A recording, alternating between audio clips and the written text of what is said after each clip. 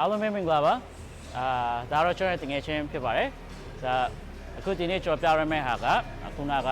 ကျွန်တော်ကန်ရတဲ့ဒီ switch kick ကိုဘယ်လိုကမ်းလဲဆိုရဲနေ့စဉ်ကိုကျွန်တော်ပြတော့မယ်နော်ပထမဆုံးအနေနဲ့ကျွန်တော်တို့ဘယ်လို beginner တွေဘယ်လို mistake ဘယ်လိုအမှားလုပ်တယ်ဆိုတော့ကျွန်တော်ပြပြမယ်ဆိုတော့ပထမဆုံးအမှားကသူတို့ switch kick ကန်တဲ့ခါကျရင်အမြင့်ကြီးခုန်တယ်ပေါ့နော်ဆိုတော့အမြင့်ကြီးခုန်တဲ့အချိန်မှာကျွန်တော်တို့ကအချိန်ကိုအများကြီးကြာရစေနိုင်တယ်နော်ဆိုတော့ကိုယ်နဲ့ချိန်မှာ तू ကကြိုတိသွားချိန်တော့ရှောင်းတာတွေလုံးမယ်ပိတ်တာတွေလုံးမယ်ဆိုတော့ကျွန်တော်အဲ့လိုမခုံချင်ဘူးဆိုတော့မခုံသိမ့်ဘူးပေါ့နော်ဆိုတော့အနေငယ်ပဲ switch လုပ်မယ်ဆိုတော့ပထမဆုံးအနေနဲ့က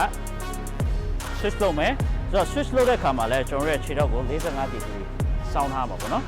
ဆိုတော့အဲ့အမှပဲကျွန်တော်တို့ကန်တဲ့ချိန်မှာကန်လို့အဆင်ပြေမှာဖြစ်ပါတယ်ကျွန်တော်တက်လှုပ်ထားရင်ကျွန်တော်ခါလဲလို့အဆင်မပြေဘူးကန်ရအဆင်မပြေဘူးပေါ့နော်ဆိုတော့ switch လုပ်တဲ့အချိန်မှာကျွန်တော်45 degree ဆောင်းရမယ်ပြီးနောက်တဲ့အမှားကကြတော့ကျွန်တော် switch လုပ်တဲ့အခါမှာကော်ဝိတ်အရင်အများသွားတယ်ဖြစ်တတ်တယ်ဆိုတော့ကျွန်တော်ကန်တဲ့အချိန်မှာမလားမကန်ပြန်ကန်နေရတယ်ပေါ့နော်ဆိုတော့ကျွန်တော် balance အတွက်အဆင်မပြေဘူးပေါ့နော်ဆိုတော့ကျွန်တော်လုပ်တဲ့ switch လုပ်တဲ့အခါမှာကော်ဝိတ်ကလည်းတော်တဲ့အနေထားဖြစ်မယ်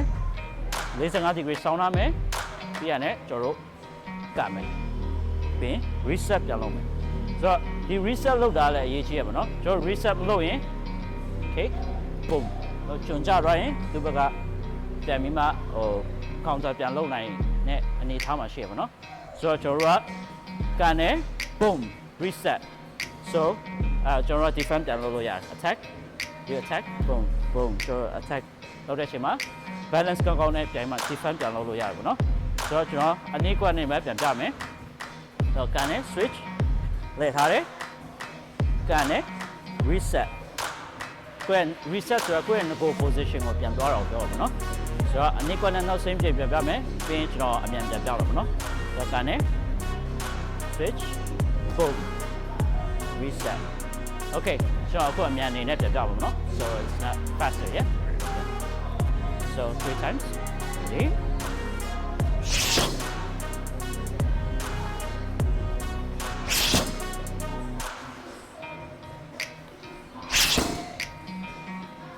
ဒါ switch kick ကိုဘယ်လိုကန်ရလဲဆိုရင်နေ့စဉ်ပဲဖြစ်ပါတယ်အားလုံးကျေးဇူးတင်ပါတယ်